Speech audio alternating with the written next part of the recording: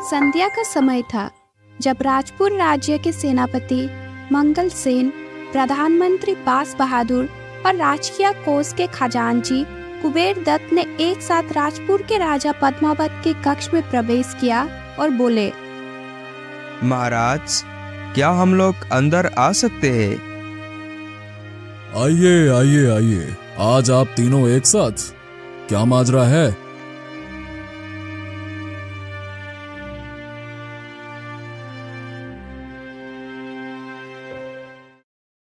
महाराज, आज हम तीनों आपसे राजकीय परामर्श करने नहीं, अपितु कुछ पारिवारिक परामर्श करने आए हैं। अच्छा, बताओ क्या बात है? महाराज, बचपन से हम तीनों मित्र रहे हैं।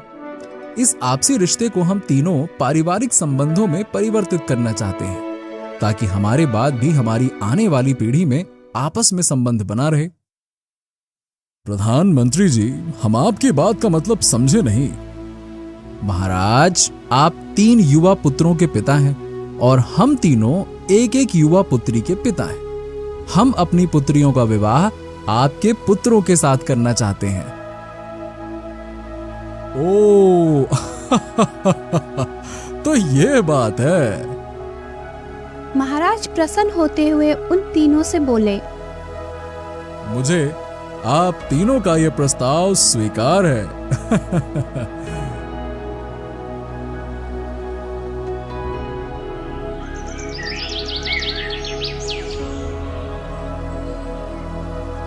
इस घटना के 15 दिन पश्चात ही तीनों राजपुत्र का सगाई समारोह धूमधाम से संपन्न हुआ।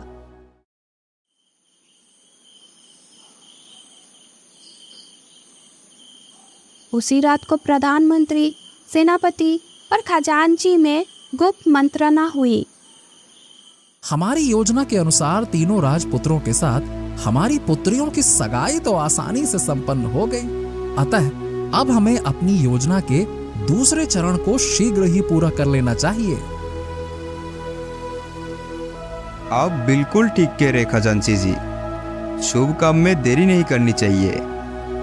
तो ठीक है, आज की रात ही राजा पद्मावत के जीवन की आखिरी रात होगी।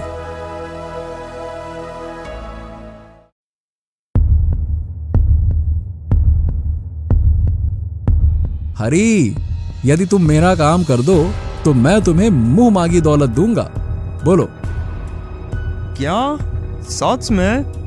मुंह मांगी दौलत पाने के लिए तो मैं कुछ भी करने के लिए तैयार हूँ। कहिए, मुझे क्या करना होगा? इस पुड़िया में अत्यंत घातक विष है। इस विष को महाराज के दूध में मिलाकर देना होगा। बोलो। ये सोचकर हरी कुछ सोच में पड़ गया और फिर बोला, प्रधानमंत्री जी, मैं आपका ये कार्य करने को तैयार हूँ। तो जाओ, महाराज के दूध पीने का समय हो गया है।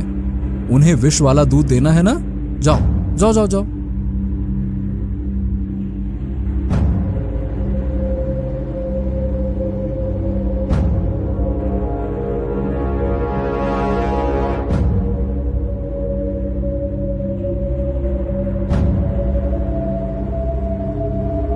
लीजिए महाराज, दूध पी लीजिए।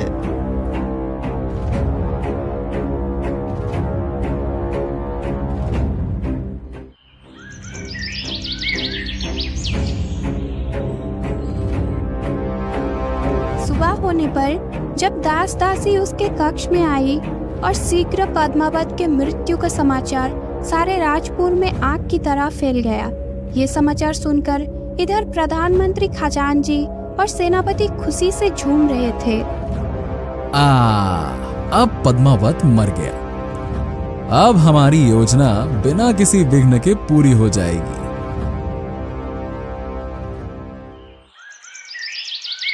इस घटना के 20 दिन पश्चात प्रधानमंत्री बास बहादुर ने युवराज हीरापत को बुलाकर उससे कहा, राजकुमार, महाराज के आकस्मिक निधन के पश्चात राजपुर की राजगद्दी खाली पड़ी। तुम महाराज के बड़े पुत्र हो, इसलिए अब तुम्हें ही राजपुर की राजगद्दी संभालनी है। इसलिए मैं चाहता हूं कि राजगद्दी पर तुम्हारे बैठने से पहले ही मेरी पुत्री मंजरी के साथ तुम्हारा विवाह हो जाए, ताकि तुम सपत्नीक राज दरबार में बैठो। तो इस कार्य में रुकावट क्या है प्रधानमंत्री जी? मैं आपकी पुत्री के साथ आज ही विवाह करने को तैयार हूं। राजकुमार, रुकावट आपकी ओर से नहीं, अपितु मेरी पुत्री मंजरी की ओर से है। क्या मतलब प्रधानमंत्री जी? राजकुमार, मेरी पुत्री मंजरी बहुत जिद्दी है। उसकी जिद है कि जब राजकुमार हीरावत किसी दूसरे राज्य में जाकर वहां से उसके लिए कोई अनोखी चीज नहीं लाएंगे, तब तक वो राजकुमार के साथ विवाह नहीं करेगी। ओह, ये तो बड़ी विचित्र जिद है मंजरी की।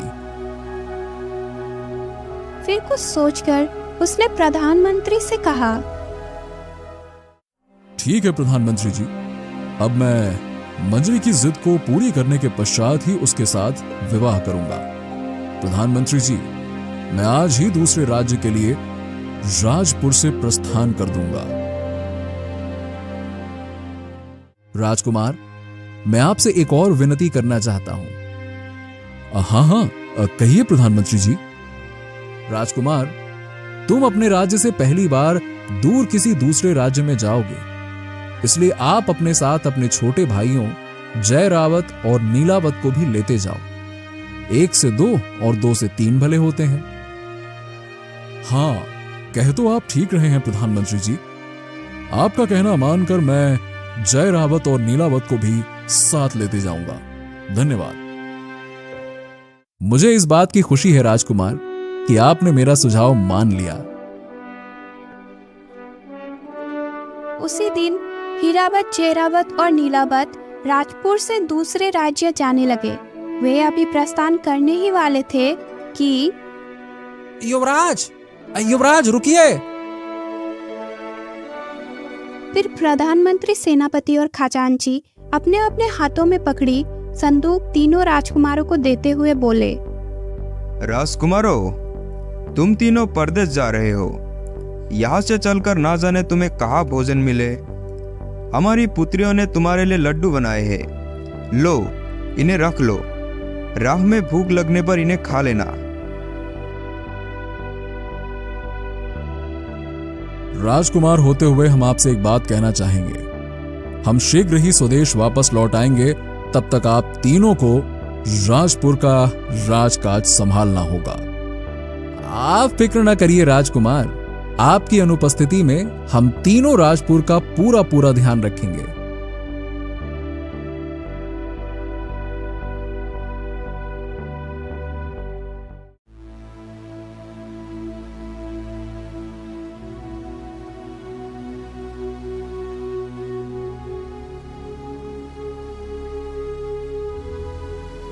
अभी तक तो सब कुछ हमारी योजना के अनुसार बिल्कुल ठीक हो गया। प्रधानमंत्री जी, अब आगे क्या करना है? इधर उस कक्ष के बाहर से गुजरती प्रधानमंत्री की पुत्री मंजरी उनकी बातें सुनने के लिए द्वार पर ही छिपकर खड़ी हो गई। मेरे दिमाग में एक योजना आई है। अब जबकि पद्मावत और उसके तीनों पुत्र हमारे रास्ते से हट चुके हैं, तो हमें राजपुर पर अपना अधिकार जमाने में देर नहीं करनी चाहिए। मित्रों, राजपुर की सेना को तो हम अपनी ओर मिला ही चुके हैं। कल जब दरबार लगेगा तो उसमें यह घोषणा कर देनी है कि आज से राजपुर पर हम तीनों का राज है। हा मित्र बाज बहादुर, तुम कितने बुद्धिमान हो।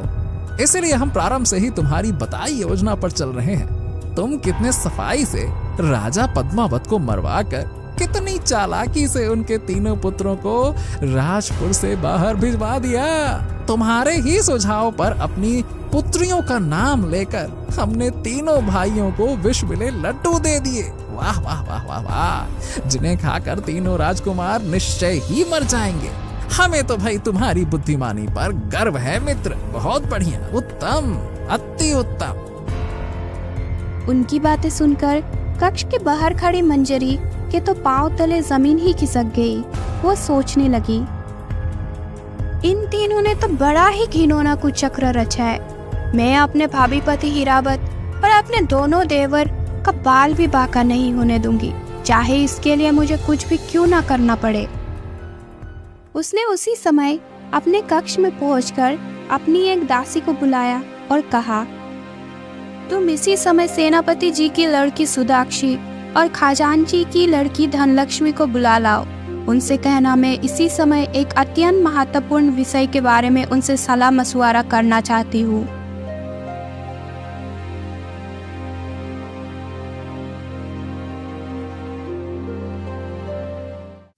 बहन मंजरी, हम दोनों को तुमने इस समय कैसे याद किया है?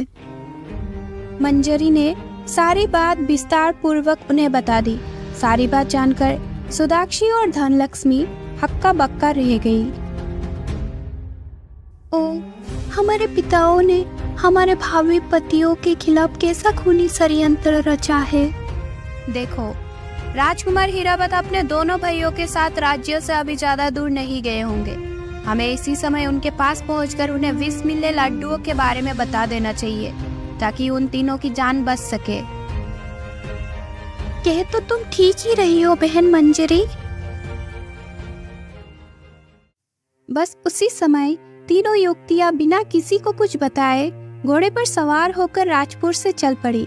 इधर तीनों राजकुमार घोड़े पर सवार होकर आगे ही बढ़ते चले जा रहे थे।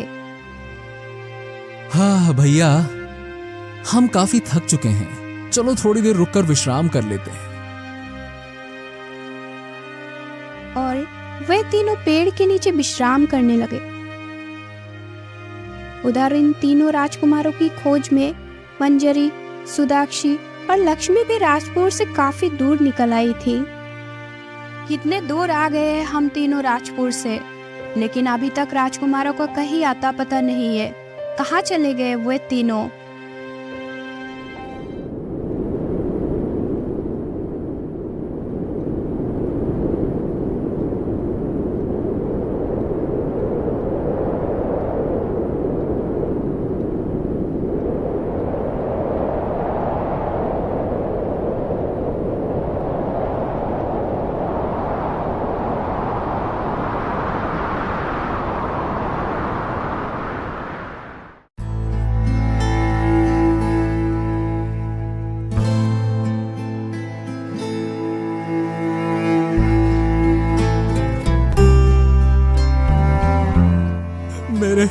मेरे दोनों भाई मुझसे बिछड़ गए। अब मैं उन्हें कहाँ ढूंढूं?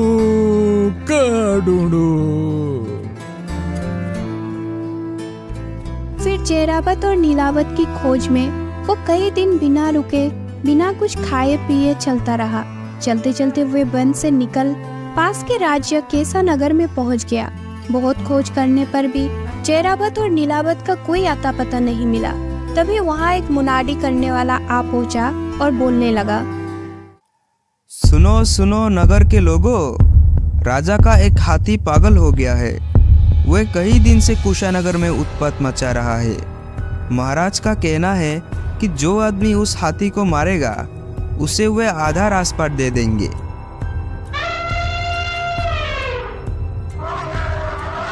अरे भागो सब लोग, जल्दी से भागो।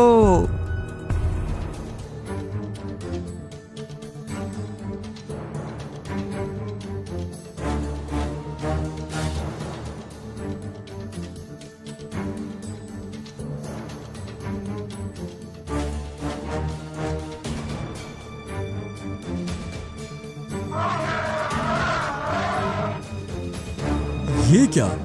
पागल हाथी संदूक में भरे लड्डुओं को खाते ही मर गया? तो क्या लड्डू विषैले थे? इसका मतलब लड्डू हम तीनों भाइयों को मारने के लिए दिए गए थे। फिर वो पेड़ से नीचे उतर गया। सैनिक उसे उस देश के राजा महेंद्र दत्त के पास लेकर पहुंचे और महेंद्र दत्त को पागल हाथी का मरने की सूचना दी। युवक, तुमने पागल हाथी को मारकर हम पर बहुत बड़ा उपकार किया है और मैं अपनी की हुई घोषणा के अनुसार अपने राज्य का आधा हिस्सा तुम्हें उपहार में देता हूँ। महेंद्र दत्त अभी इतना ही कह सका था कि बाहर से आवाज आई, पिताजी महाराज जरा सुनिए। फिर राजा महेंद्रदत्त उठकर द्वार की ओर बढ़ गया। कुछ देर बाद वो मुस्कुराता हुआ पुनः हीरावत के पास लौटा और बोला, तो तुम राजपुर के युवराज हीरावत हो? जी हाँ महाराज, लेकिन आपने मुझे कैसे पहचाना? इस बात को छोड़ो और हमारी बात सुनो। हम तुम्हें अपना आधा राजपाट देने के साथ साथ हम अपनी पुत्री का विवाह तुम्हारे साथ करना चाहते हैं। ओह, ये तो मेरा सौभाग्य होगा। उसी दिन महेंद्रदत्त ने हीरावत को आधा राजपाट सौंप दिया और अपनी पुत्री का विवाह हीरावत के साथ कर दिया। विवाह के पश्चात हीरावत अपने दुल्हन को अपने महल में विदा कर लाया। तत्पश्चात जब उसने अपने दुल्हन का घूंघट उठाया तो वो बोले, ओ रानी, तुम तो बिल्कुल चांद का टुकड़ा हो। ये तो मेरी किस्मत थी जो तुम मुझे मिल गई। स्वामी, जानते हो मैं कौन हूँ? तुम मेरी पत्नी और राजा महेंद्रदत्त की पुत्री हो। और कौन? स्वामी, मैं महेंद्रदत्त की पुत्री नहीं, अपितु राजपुर के प्रधानमंत्री बाज बहादुर की पुत्री मंजरी हो। क्या तुम प्रधानमंत्री बाज बहादुर की पुत्री मंजरी हो? वही मंजरी जिसके साथ हमारी सगाई हुई थी? आपने ठीक पहचाना स्वामी। ओह, तब तो वो विष भरे लड्डू अपने पिता के हाथों तुमने ही मुझे पहुंचाए थे। तुम उन विष भरे लड्डुओं को मुझे खिलाकर क्यों मारना चाहती थी? स्वामी, मैं भले अपने सुहाग को क्यों मारना चाहूंगी? वो सब तो मेरे पिता और उनके दोनों साथियों की चाल का एक हिस्सा था। फिर मंजरी ने सारी बात विस्तार पूर्वक राजकुमार हीरावत को बता दी। सारी बात जानकर राजकुमार बोला, ओहो, तो प्रधानमंत्री, सेनापति और खजांची ने मिलकर हम तीनों भाइयों को इस प्रकार मारना चाहा। लेकिन मंत्री, मुझे एक बात समझ नहीं आ रही कि तुम यहाँ राजा महेंद्रदत्त के पास कैसे पहुंची? स्वामी, ये एक लंबी कहानी है।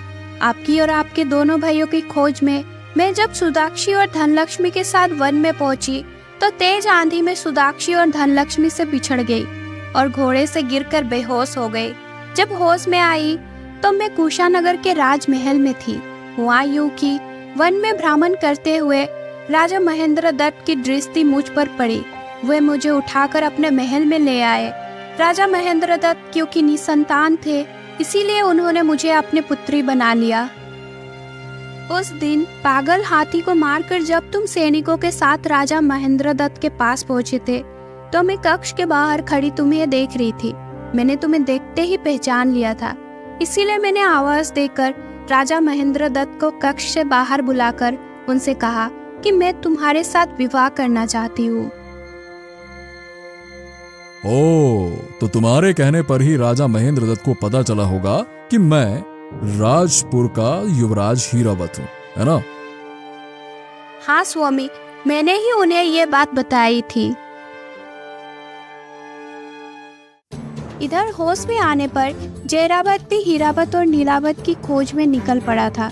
चलते चलते वो जंगल के बीच पर बनी एक झोपड़ी के समीप जा पहुंचा। हाँ, बहुत थक गया हूँ। वहां बैठकर संदूक में रखे लड्डुओं को खाकर अपनी भूख भी शांत कर लूंगा।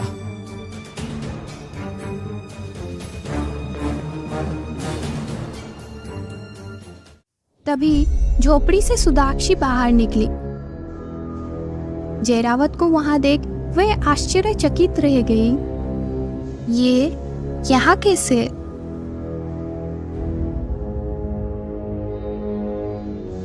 ठहरो, लड्डुओं को ना खाना।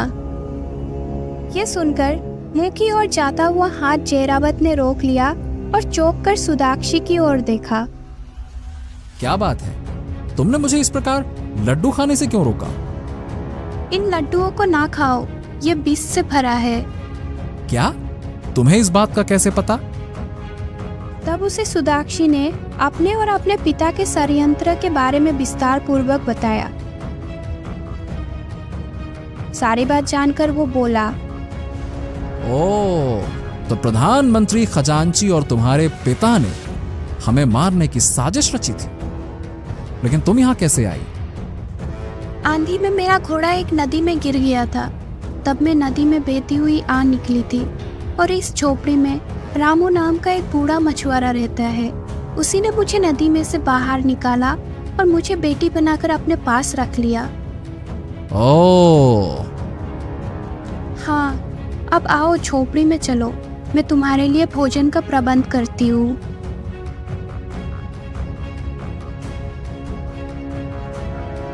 सुदाक्षी ने जयरावत के लिए तत्काल ही भोजन तैयार किया। तब तक मछुआरा रामू भी मछलियां पकड़कर आ गया था। काका, ये राजपुर के राजकुमार जयरावत थे। वही जिनके साथ तुम्हारी सगाई हुई थी? हाँ काका, ये वही है। देखो बेटा, मुझे सुदीक्षा ने सब कुछ बता दिया है। क्योंकि सुदीक्षा के साथ तुम्हारी सगाई हो चुकी है, इसलिए इसकी सुरक्षा का जिम्मा अब तुम्हारा है। अब तुम इसके साथ विवाह कर लो। तब अग्नि को साक्षी मानकर जयरावत और सुदाक्षी ने विवाह कर लिया।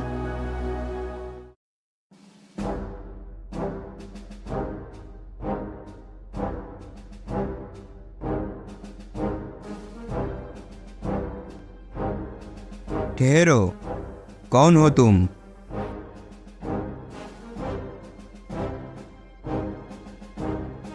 मेरा नाम नीलावत है और मैं राजपुर का राजकुमार हूँ। तुम राजपुर के राजकुमार नीलावत हो? हाँ, लेकिन आप कौन है? तुम्हें इस बात का पता अभी चल जाएगा। आओ मेरे साथ।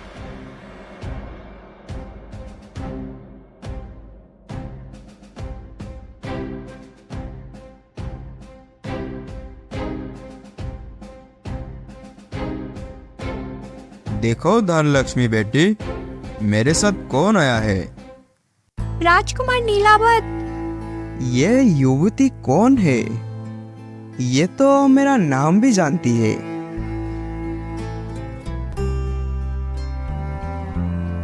बेटा, कई दिन पहले अंधी में भटकती हुई ये धनलक्ष्मी इस खंडर में आ पहुंची थी। उस समय मैं भी इस खंडर में था। बेटा, ये वही धनलक्ष्मी है जिसके साथ तुम्हारी सगाई हुई थी। अब तुम आ गए हो तो धनलक्ष्मी का हाथ संभालो और मुझे इसकी जिम्मेदारी से मुक्त करो। इतना कहकर इच्छाधारी नाग ने नीलावत को प्रधानमंत्री, सेनापति और खजांची के षड्यंत्र के बारे में बताया। सारी बात जानकर नीलावत सुन सा रह गया। तब इच्छाधारी नाग के सामने नीलावत और धनलक्ष्मी ने एक दूसरे से शादी कर ली। तत्पश्चात इच्छाधारी नाग ने नीलावत को 3 फल दिए और बोला, नीलावत, ये तीनों फल उन्हीं प्रधानमंत्री, खजांची और सेनापति के लिए है। जैसे ही वे तीनों इन फलों को खाएंगे, तीनों को अपने अपने किए का फल मिल जाएगा। अच्छा बेटा और बेटी, अब मुझे विदा दो।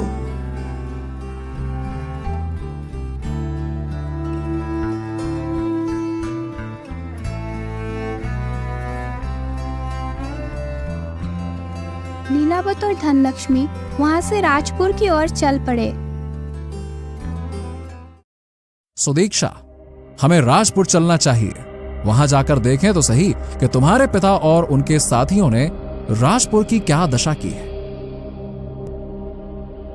रानी मंजरी, तुम्हारे पिता और उनके दोनों साथियों ने राजद्रोह किया है। मुझे उनको इसकी सजा देने के लिए राजपुर जाना होगा। स्वामी, मैं भी आपके साथ राजपुर चलूंगी।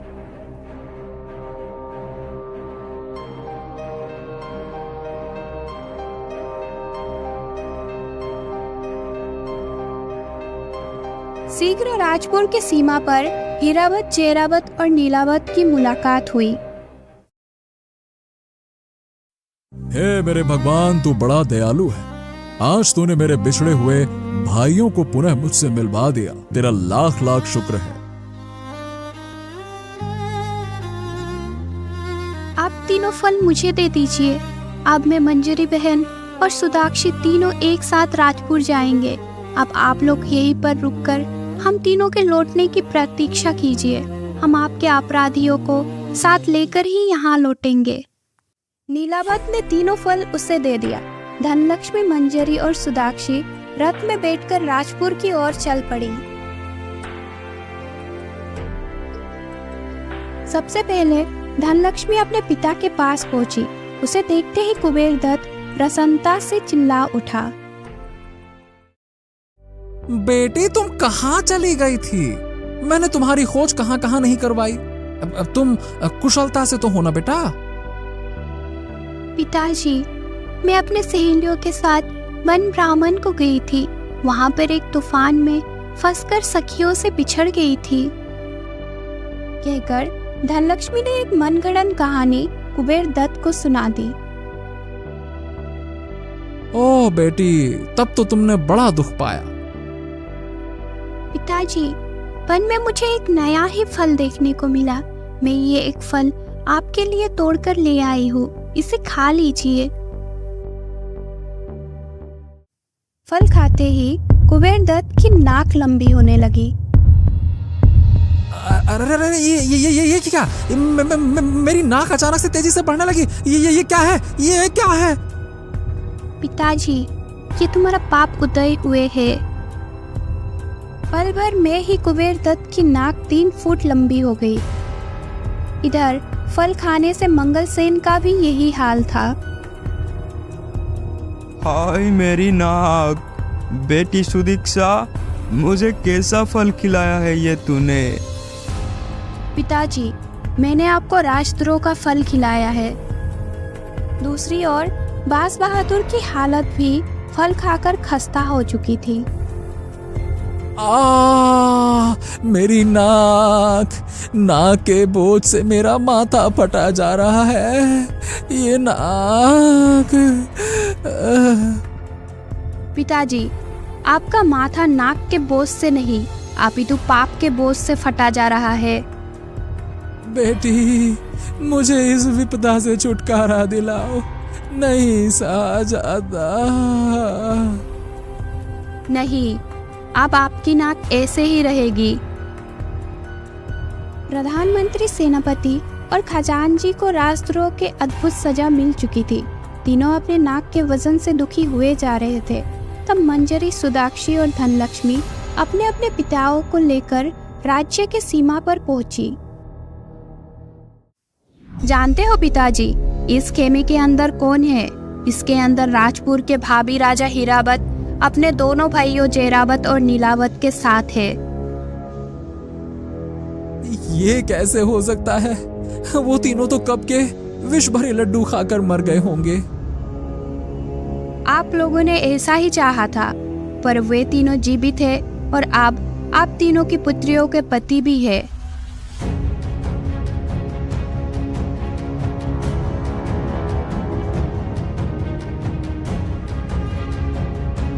युवराज, हमें क्षमा कर दो। हमने तुम्हारे साथ बहुत अन्याय किया। माफ कर दो युवराज, हमें माफ कर दो। तुम तीनों राजद्रोही हो। तुमने सत्ता के लालच में आकर घोर अपराध किया है। तुम्हें तुम्हारे किए हुए की सजा बढ़ी हुई नाक के रूप में मिल चुकी है। अब जाओ और इसी समय इस राज्य से दूर चले जाओ। अगर तुम फिर कभी राजपुर के आसपास भी दिखाई दिए तो अच्छा नहीं होगा।